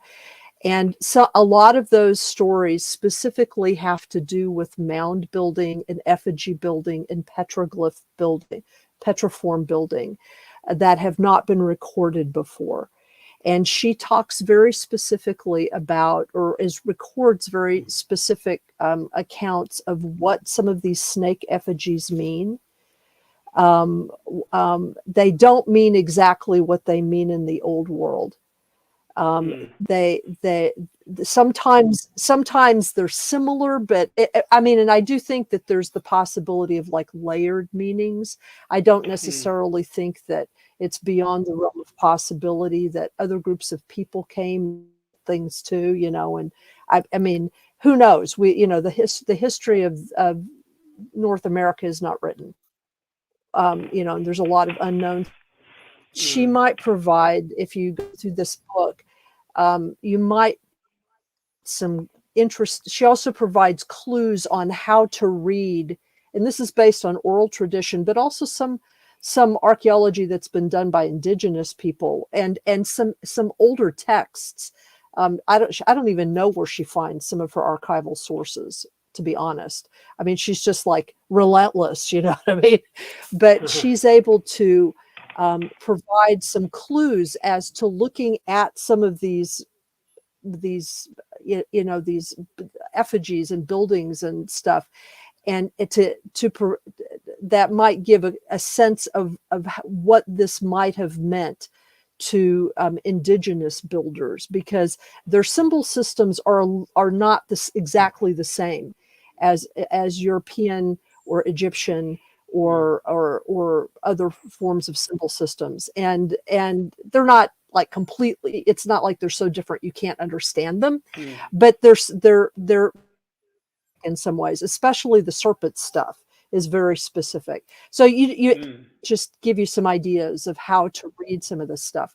And I know what Glenn has been doing is he's also been conferring with various indigenous groups that come up and can give some clue as what it meant or what this meant. I mean, because some of that stuff actually has survived in lore. You just have to find the people that are willing to talk about it, and I'm sure that that there's this assumption oftentimes that all indigenous people left the East Coast, and they didn't. A lot of people actually stayed behind. They hid in plain sight in various ways. And they kept some of those ideas alive. I mean, that's certainly true in the Hudson Valley. And because I personally know some of these people, and they have retained traditions here, and have survived. So, but they don't tell everybody stuff. They don't trust telling people, what the significance of some of these sites are. So you have to, that might give you some insight into some of that. It's not that I think you've done a bad job. I've enjoyed this talk immensely. But there's a lot of certified in Ulster County, Dutchess County, Columbus County. It goes all the way up to Albany. So that's really, just so you know, really that work's happening. Yeah, I think Glenn we're having the NERA meeting in Manchester, New Hampshire, it's right around Halloween, I think it's around November 1st. They do a 3-day meeting, and they're going to do it in Manchester because it was actually, NERA was formed in our basement back in '64. My dad, they got all the photographs downstairs in our bunk beds. We had a playroom, and that's where NERA started with my Uncle Oz and Mary Lamb and Charlie Winslow and Andy Rothrovis, and there's a picture with all these people there. So I think it's possible Glenn might be up for this. It'll be their 60th anniversary, and I believe Friday they're going to have the field trip at our place, and I was thinking of doing my regular PowerPoint presentation. Actually, I have two, but I was thinking maybe just going into the slides that we have from the very beginning of NERA. My dad has a lot of slides. Just putting on a little slide presentation with the people and some of the structures they visited back in the early 60s. Mm-hmm. So Glenn might be there. I think Terry DeVoe he's from Halifax. He was the first Canadian president of NERA. He's a vice president now. But it'll be kind of exciting, and we still got a little time, over a month, to get my presentation ready. But October is an incredibly busy month for us. We have met with a number of Native Americans actually at our site over the years. Paula Underwood, she was Iroquois living in California, an IBM consultant, and she wrote The Walking People, and 10,000 years of oral tradition that her dad taught her, I believe. And it was two different ways of telling the story to keep it accurate. Her dad had her do that. She died a number of years ago, but she came out to us and met us a couple times, did a prayer circle in our theater where we show our videos of our site. So she's one. And in Walking People, she said, she never knew about these sites on the East Coast. However, her oral tradition does talk about some stone structures in the east, towards the east, I guess New York, maybe our area. And they were built by an unknown strange people, according to her tradition, and that's in her book, The Walking People. So if you get a copy of that, it's a very thick book. It gets into some of that. And on the Holzer Files, Scott Walters came out for that too. And You know, he was invited out because the show ended up on the Travel Channel and part of Discovery Network. He came out for 3 days, and they put him on for like 5 minutes on the show. It was pretty cool. But Daryl Jameson, Black Eagle, I think at the name of he's part of the Wampanoag in Massachusetts, and he's been to our site a couple of times. And he had an episode when he came up, probably about 7 or 8 years ago. He came up with, I think he might have come up with Scott Walters and another gentleman, David Brody, who was an era board member and an author too, and lawyer in Boston. But David's written dozens of books, were in some of them.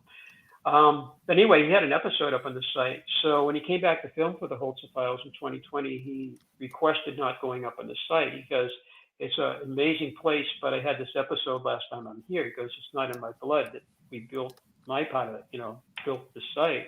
So they filmed them between the visitor center and that watch house somewhere in the middle. It was done at night. They made up like a studio for him, an outdoor studio. It's pretty cool. But you can see his words on that particular episode. And he has 23% Scottish Orkney Island blood in him. And he goes, I think my relative, his name is Jameson. He goes, I believe I'm related to Sir James Gunn, that expedition that came over in 1398. So that's kind of an interesting, take on that. And we've also had that gentleman I met from Connecticut. He brought up a Native American that's living, I think, in Connecticut most of the year. He's from Mexico.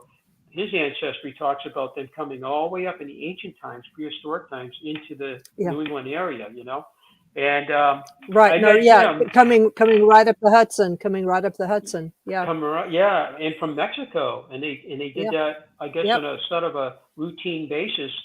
And I can't remember his name, and I wanted to spend more time with him, but unfortunately that day Doug brought up one of he's actually an archaeologist from the University of Connecticut, Dr. McBride. He brought him up and introduced him to our site and to me, and we took both he and the Native American gentleman, both very nice, on a tour of the whole site. And Dr. McBride, I guess, has been put in charge of Gunji Wamp in Connecticut now, And I don't know how that stands at the moment, but Connecticut's getting involved with that site. I'm hoping they'll do research, study, preservation, maybe, get it known to the public, the significance of the Gunji Wamp site too. But unfortunately, all three of them were there, and I could have had them separate. It would have been wonderful. Nothing wrong with both of them being together, but I could have spent more time with each of those guys because there was just so much information going.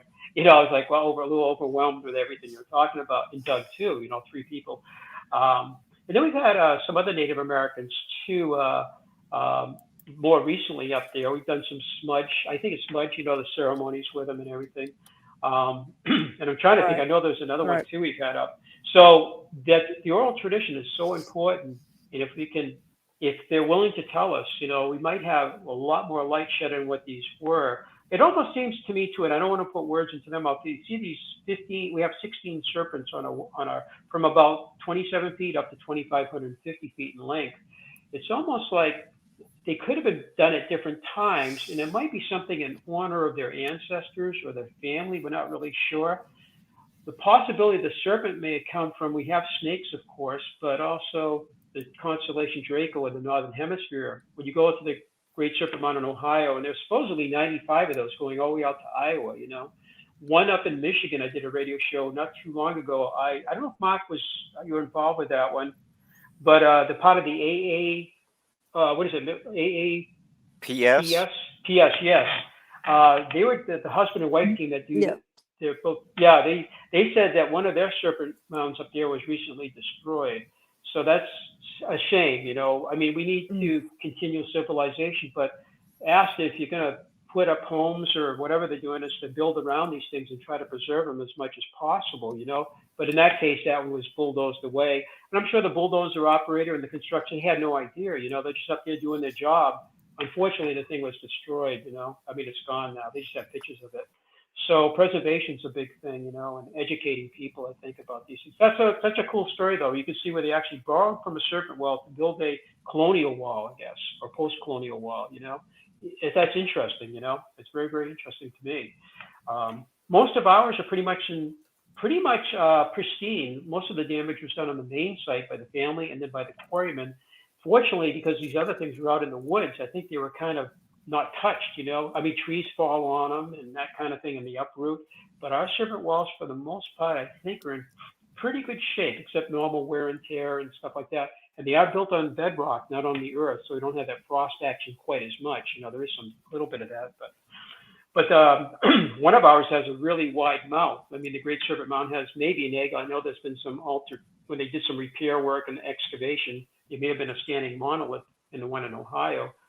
But one in Kentucky that Mark sent me. Remember that one in Kentucky, Mark? It was on a The one in high hill. Ashland. Yeah, it's kind of treacherous. I met a couple that actually had been there. Well, when you sent me that photograph, I think from 1990, I think it was a woman archaeologist that did the picture and did some of the research on it. Unfortunately, the picture, I mean, the quality of the picture wasn't so good, but it looked like it had a really wide mouth, didn't it? If you remember, Mark, Yeah, kind of a wide mouth. and it's angled down the hill. Right. Um, Yeah. it's in a different geological feature than just on a plane. So you wonder why it was built in such a unusual location. Well, they do in our site and also in North Stonington. They Mark Starr or Markham Starr is the uses on the book, but his name is Mark Starr. There's over 400 of them in that one town, and they go from about 30 feet up to 300 feet. He says the average is around 90 to 100 feet. They're linear, rectilinear. Some go into water, some come out of water.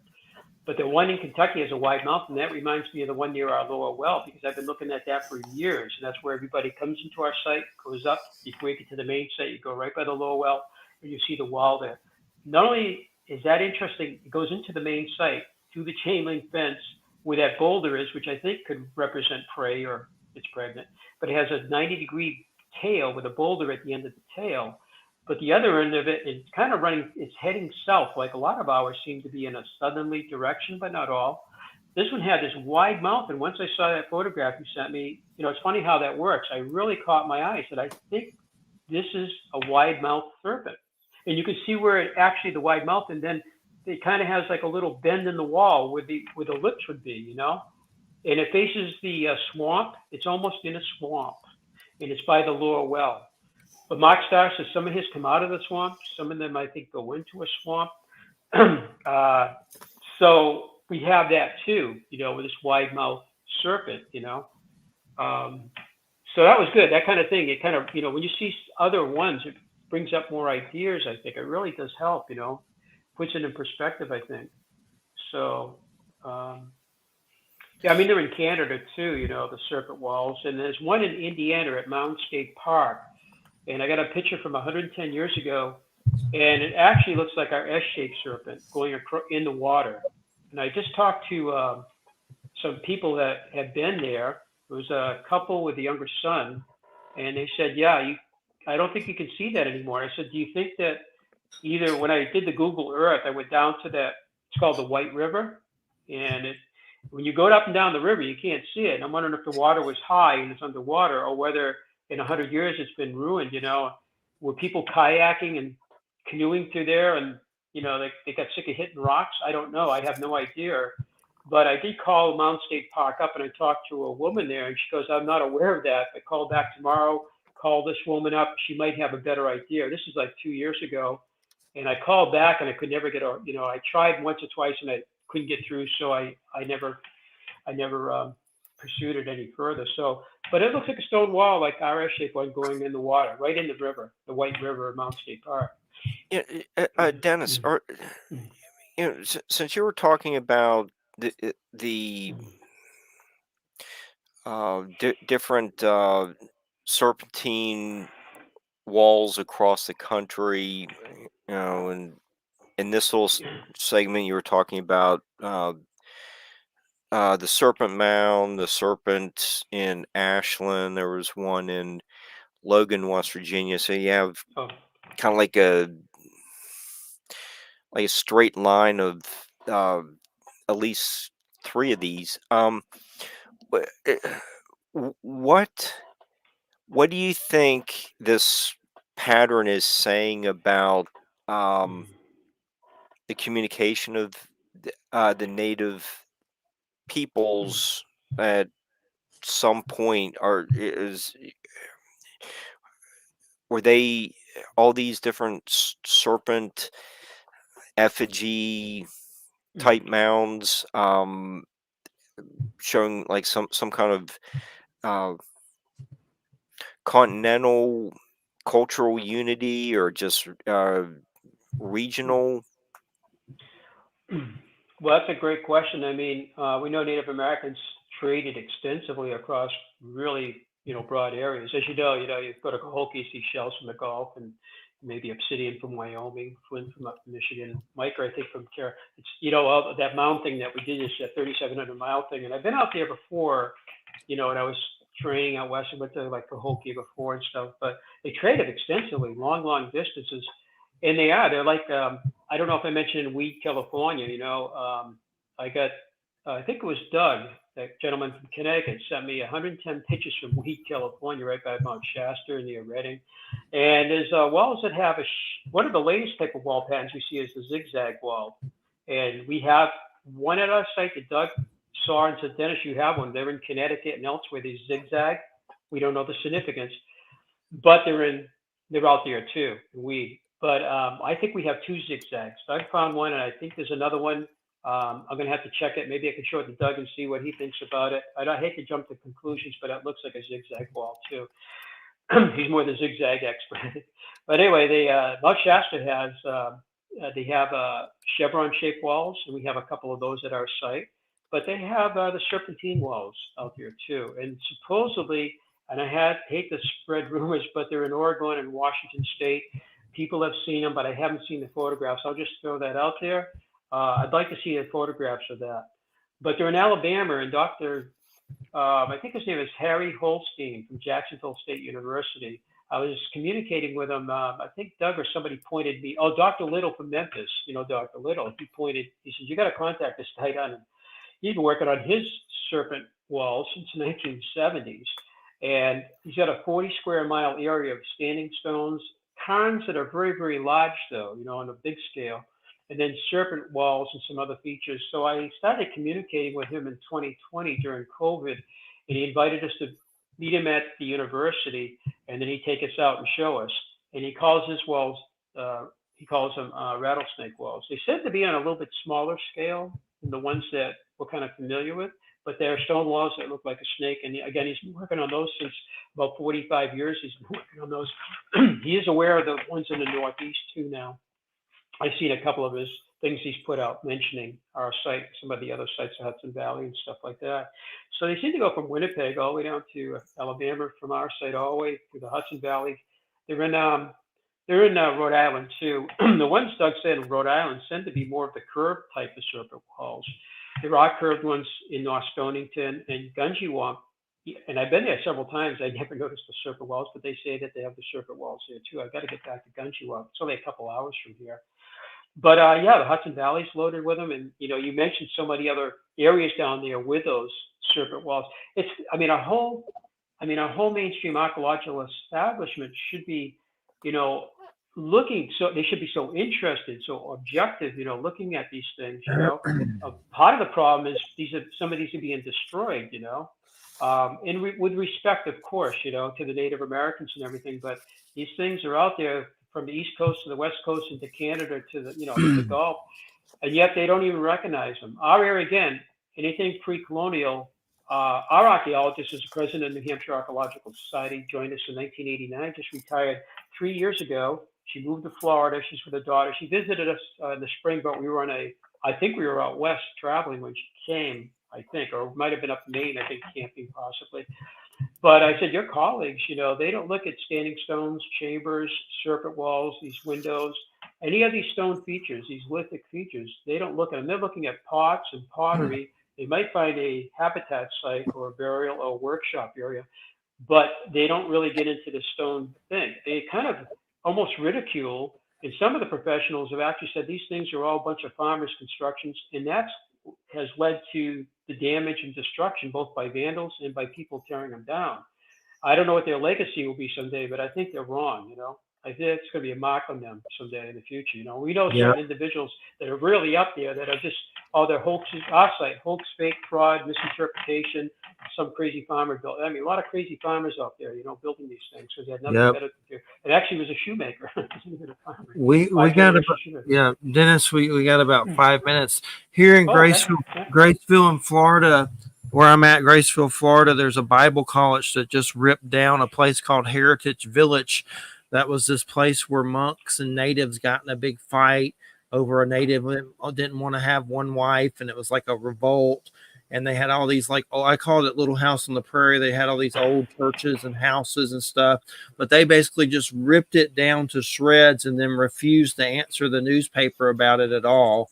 And they're going to turn it into sports. But it was a beautiful, weird little place down the road from me, and it's definitely upsetting when they do stuff like that. And it's called Heritage Village. Wow. And there's terrible, nothing I can do about it. I wrote something on the bottom of the post about "May the dead haunt you" and "Curse of the Skinwalker" to them, just in some comment. But I'm sure they.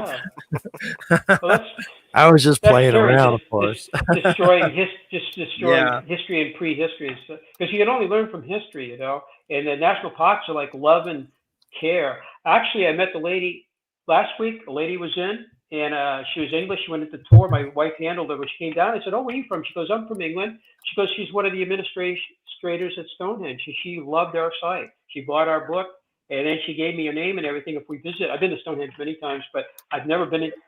She's with English Heritage, but she really appreciated what we're doing over here. You know, it was so nice to hear that from somebody that's on the other side of the pond, working on history. And they had their vandalism there too, if you remember, just around the solstice. She was there the day before that, and then she was back in the administrative office the day it happened. I said, that's just terrible. There's another example people don't respect, you know, going in there trying to trash the place for some cause, you know. It's horrible. Was it spray painted? Well, she said one thing, the rock was dry, so whatever they put on it, they were able to blow it with an airbrush, but she's worried about the lichens and mosses being altered by this whole process. I said, and it's disrespect to the site and the people that love that site and honor it. It's a slap in everybody's face. And I said, we were pretty outraged here when we saw that. And whatever their cause, something to do with environment, whatever, I care about the earth and all that. But when you see that, I don't care about their personal cause. You know, I do care about the earth, but I don't care about them anymore. You know, they should be thrown in jail as far as I'm concerned. That's disgusting. Absolutely disgusting. Definitely. Well, what's your website and stuff? You want to make sure we give out your links. Well, I really enjoyed talking to all of you tonight. And our website is StonehengeUSA.com. There's a 11-minute video we show in our theater. You can see it on that. Also, a free app download. You can do a complete virtual tour for free without ever coming out on your couch with our site. If you do come up, you use it on our site as you walk. It talks to you. And the lady from England said we just started doing that at Stonehenge too, because we were there. We have little headsets and everything. It's a wonderful way to use your phone as you walk. There's a picture of the structure, text, and it explains it to you, audio. And then there's all sorts of links in there. All our activities coming up include paranormal things going on. So it's StonehengeUSA.com, and from there they can email us, they can phone us if they want, and we're open every day but Christmas and Thanksgiving. So we're there pretty much all the time. Very cool. Well, we appreciate it so much. It's been a great interview. Thanks for the knowledge. I'm glad my brain kept up some. And it's a lot to take in.